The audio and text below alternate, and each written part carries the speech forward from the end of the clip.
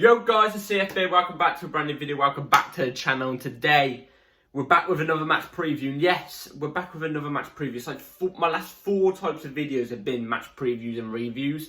I haven't had enough time to prepare for like different type of videos, but as soon as it's after Christmas, you will not be just getting match previews and reviews. You'll be getting obviously transfer news videos because that'll be January, and you'll be getting all types of videos because we're going to switch it up on the channel a bit. But we're back with another match preview, Chelsea versus Sheffield United. Let's be real here before we get into any of it and more depth into the preview. Let's be real, we should be winning this. We should be winning this. But yeah, let's get into the preview. Before we do, please like, subscribe, hit the bell notification so notified every time I upload a video. Also, first link in the description, my second channel, so go and check that out. Be very much appreciated. And yes, my hair is long. I'm going to get it trimmed up soon, hopefully. And yeah. Let's get straight into the video. Also in the description is my streaming channel, which streams will be coming maybe just after Christmas. I'll let you guys know on the channel, but go and follow it in pre-due. Do you know what I'm saying? So yeah, get that pre-order, you know what I'm saying? Let's get straight into it. So, Chelsea versus Sheffield United, and let's be real here, like I already said at the start, this should be a must-win, no matter what. We should win this. If we don't win this, I even said it on my Twitter, if we do not win this, strip the club down and relegate us all the way down to Sunday League, and we'll start again. Because not only have we got the home advantage, we've said, like I said, we spent like 800 million in the past 2 windows. Sheffield United has probably spent below 50. We've got way more talented players. It doesn't even matter if the majority of our squad are young players, you know, compared to their experienced players. It shouldn't even matter. We should be coming away with a win tomorrow. We should be, I was going to say today. We should be coming away with a win tomorrow, no matter what. 3 points, easy done. Because Sheffield United right now, currently 20th in the Premier League with 8 points. 2 wins, 2 draws, 12 losses. And then you got us, 12th in the Premier League. Ugh. Back home, eh? Back home. 16 games played, 19 points, 5 wins, 4 draws, 7 losses. So, in hindsight, it's actually, if you think about it, considering how bad Sheffield United are and they're the worst team in the league, they're only 11 points off us, you know. 10, 9, 8. If they somehow win tomorrow, they're 8 points off us. Oh my God. If they somehow beat us tomorrow, we're 8 points off 20th. How far off are we off relegation? So the nearest relegation zone, 9 points. So currently, we're 10 points away from the relegation zone. The fact I'm saying that is absolutely disgusting. We should be nowhere near that. Nowhere near that. And tomorrow, if we lose, we could drop to 15th. Yes. Yes. In fact, if we lose tomorrow, we've got to sack Poch. I'm sure we have to. If we lose tomorrow and we do somehow drop down to 15th, we've got to sack Poch. There's no way back. There is no way back. There's the fact that we will also have 3 losses on the bounce as well. We'll also have 3 losses on the bounce. I don't think that's ever, well, saying that though, last season we had probably, I think it was 4 losses on the bounce if I'm not mistaken. I was going to say, I don't think that's ever happened in my lifetime. Like, since I've been a Chelsea fan, I don't think we've ever lost 4 on the bounce, but just remember last season, just as bad. We're clearly going through a bad patch, but yeah. Sheffield United, it should be an easy win for us, realistically. Now, we also have quite a lot of injuries, obviously. We've got quite a lot of players out injured. Gusto is back in training, but I don't know if he was going to start tomorrow, but have I included him into my starting 11? We'll have to wait and see in a second. Nkunku is back from injury, finally, and Mauricio Pochettino confirmed in his press conference that we will see Nkunku make his debut tomorrow. So that's a plus, as a stand or something. So that's a plus. I can tell already he's going to be a vital player in this team. But the way Poch and some of our fan base and even on some of our players, I'm guessing, are putting all this pressure on Nkunku to be like a Messi and just turn the team around, make the team click again. It's a bit too much pressure, especially as he's never ever played a Premier League game in his life yet. Do you know what I'm trying to say? He's never played a Premier League game yet. So there's a lot of pressure on Nkunku to deliver. I'm expecting him to take his time and ease into the Premier League. It's going to happen, especially with the form we're on. Do you know what I'm trying to say? But it would be nice if he gets off the run tomorrow. Lavia, I do not know if he's fully back yet, but have seen him in training photos this week. So who knows? He could make his debut tomorrow as well. But Mauricio Pochettino didn't say that, I don't think. I never saw any quotes on it. Like I said, I don't watch his press conferences anymore because I gotta be honest, I find them quite boring. I find them quite boring, to be fair. The only press conferences I usually sit down and listen to are usually Tuchel's, you know, when Jose was there, you know, the entertaining ones. So, yeah. I've got to be honest, with this fixture, there's not really much to say apart from we're at home. We're at home. We should be putting at least 2 past Sheffield United. No offence to Sheffield United at all, but come on, there's a golfing quality here. There's a golfing quality. And even with us on our awful form, this one should, you know, if we get a win, this should take the shed off us a little bit. After this game, we actually have Newcastle on Tuesday at the Bridge for the Carabao Cup quarter-finals. So again, that's another must-win. If we win this tomorrow, we can go into a little bit of confidence, because albeit it's bottom of the table, we could go into a little bit of confidence going into that Newcastle game, who I think they lost their last game, if I'm not mistaken. But yeah, they lost to they lost to Everton 3-0. We lost to Everton 2-0. So both teams lost to Everton. So that's what I'm trying to say. So yeah, without further ado, let's get straight into the starting 11 that I would go with for tomorrow. Like I said, with this fixture, I ain't really got much to say apart from win.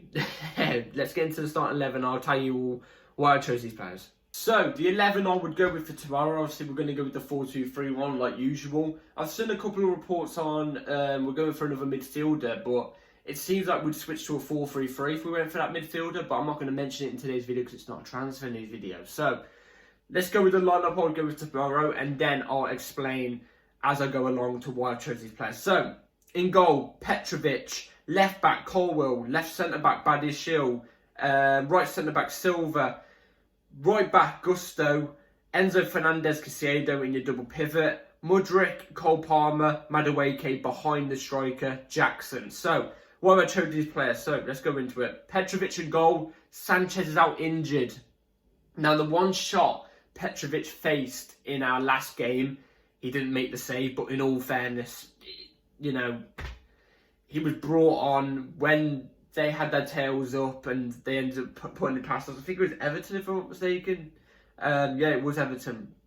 It was a pretty impossible shot to save. He's a young keeper.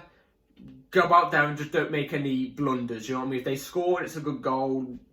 Keep your head up, but just don't make any blunders. Don't purposely pass it to him or stuff like that. That's my advice for Petrovic. I'm a little bit worried about Petrovic, I'll be honest, because he is such a young keeper. Never really played a Premier League game up until the last 15 against Everton. It's a little worrying. I got a feeling.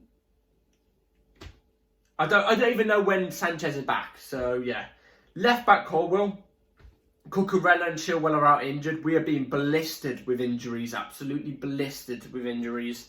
So Colwill at left back, it is what it is. I think against a team like Sheffield United, I think he could do the job. He did a good job against Brighton, and Brighton are a way better team than Sheffield United, so he should be able to do the job against Sheffield United.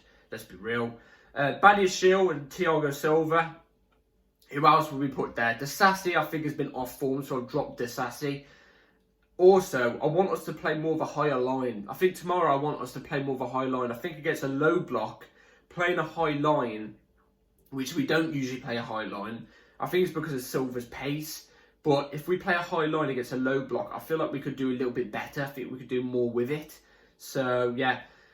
And the two players who have got, you know, who can play the big balls over the top are Badiashile and Thiago Silva. I think they're better passers than Disasi as well. So that's why I've gone with them two at the back. I think they're also more solid defensively than Disasi.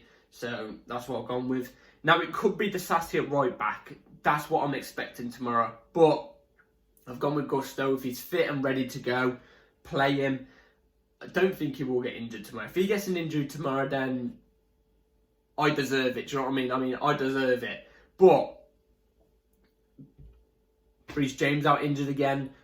Gusto's the guy to rely on. By the way, with Reece James out injured, guys, would you guys go with another loan? Would you buy another loan player just until the end of the season whilst Reece James is out? Because Reece James, he's there for 3 games and he gets injured for the next like 7. Then he's there for the 3, then gets out for 8 or something like that. Do you know what I'm trying to say? So, would you go and get a loan player? Let me know in the comments down below. Enzo Fernandez Caicedo. To be fair, I've seen a lot of criticism towards Enzo and Caicedo. Apparently they're not playing up to their standard and stuff like that. But I actually think they actually do well. It just doesn't help when our forward line is so crap and our defence has been crap. It doesn't help when, you know, both sides are crap. Then it makes the midfield look crap. But realistically, the midfield has actually been quite decent. It's been one of our highlights this season. So, you know, there's that. They're our 2 best. I wouldn't be chucking Nkunku straight in there. Gallagher, obviously, as you can tell, is not in the lineup. I've dropped him. I think he's on bad form at the moment. So it's not best to play a player that is in bad form, is it? So Enzo and Caicedo there. Like I said as well, Lavia, I'm not too sure. He might still be out injured. Sorry about that, guys. Now, Mudryk off the left. Keep it somewhat going, because there's one criticism I've always got with Mudryk is he always does stuff really, really well, but then he also does just as much really bad. Like, he'll do one good run, and then the pass would be like miles off. It would go out for a corner or something like that, or he'd go past one player, and then he'd try to go past another, and, you know, he'd slip over the ball or something like that. His feet work, because he's so quick, his feet work quicker than his mind. That's what I think it is with Mudryk. If you got a free run ahead, run for it, but try and think when you're on the ball. Do you know what I mean? And try and be, like, as well, less solo, yeah. Because I feel like Mudryk solos majority sometimes when he could make a better pass. There's sometimes a pass to his right, and instead he passes it to the left where there's a player marking, not passing it to the free player off the right. If you know what I'm trying to say there, guys. So, Cole Palmer and Cam. Put him into his usual position. Cole Palmer's not had a good couple games either, but he's been better than Gallagher, so I've gone with Cole Palmer in the middle. I think against Sheffield United, I think he's going to create quite a lot of chances. And I think my only problem with Cole Palmer in the cam is, compared to Gallagher, when Gallagher's in the cam, this is the pros and cons side. With Gallagher in the cam, he slots back into centre mid sometimes to do the defensive dirty work, whereas Cole Palmer doesn't really do that. He stays more up front, so he's more of attacking. We know Sheffield United are probably going to go with a low block, so maybe Cole Palmer in that cam should, you know, be able to create something against a Sheffield United team where we're not going to need a Gallagher to drop back and do the defensive work, because our defence should be strong enough to hold off Sheffield United, let's be real. So that's why I'm going Cole Palmer. Madueke off the right. Now, please give Madueke some minutes. This is a perfect game to give him some minutes against Sheffield United. It's not a massive team like a Newcastle coming up, or, you know, even a Brighton or a Brentford or a United or a City or an Arsenal. It's none of those teams. Give Madueke some minutes. He's not had some minutes in ages. He's been injury-free for the past 2 weeks.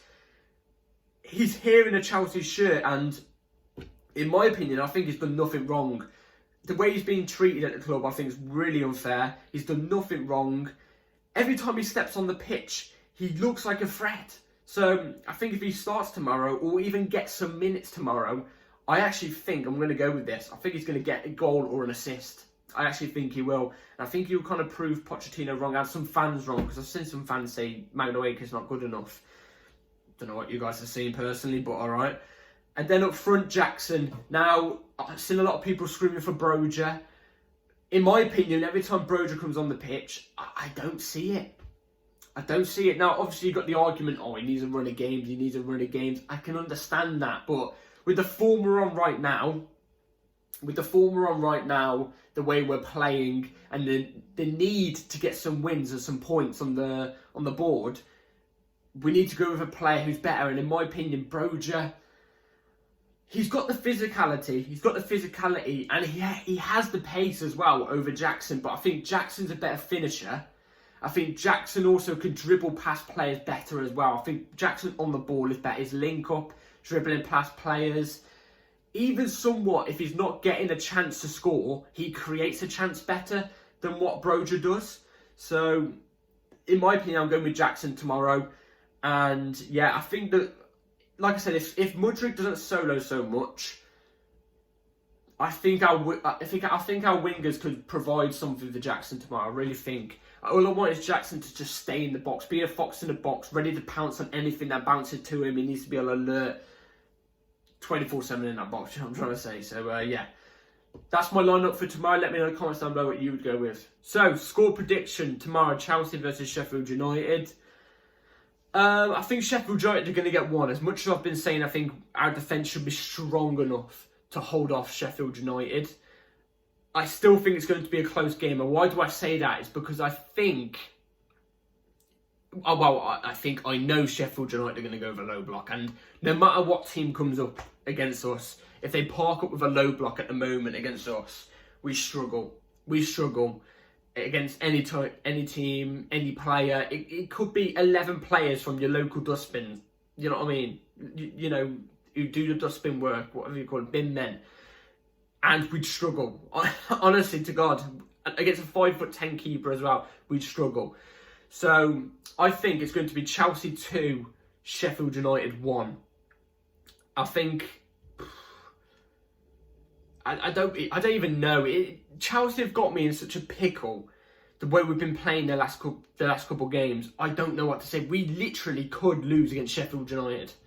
We could lose against Sheffield United. And like I already said at the start of the video, strip the club down, get everybody sold, and relegate us to Sunday League. We'll literally pay the Premier League billions to get relegated to Sunday League. Because if we lose at home against bottom of the table, with our players worth over $1 billion and theirs worth what, like under 100 million, then we deserve to go to Sunday League. We deserve to go to Sunday League if that happens.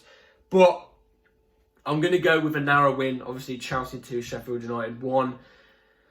And yeah, prepare for a boring match. Prepare for us to be on the ball a lot and having a lot of possession, not really creating much chances. That's the thing tomorrow. If Sheffield United actually go with a low block, we're not going to... Well, we're going to create some chances, but we need to be clinical with them. We need to be clinical with them because we know how we are with low blocks. We just can't break them down. So, yeah. That's my prediction. Let me know in the comments down below what your prediction would be. I'm all ears. I'm all ears. So, yeah. Like, subscribe, everybody. Take care. Bell notification on so you're notified every time I upload a video, because a video will be coming an hour after the match tomorrow. So, be ready for that. Like, subscribe, everybody. Take care, all. And see you tomorrow. Peace.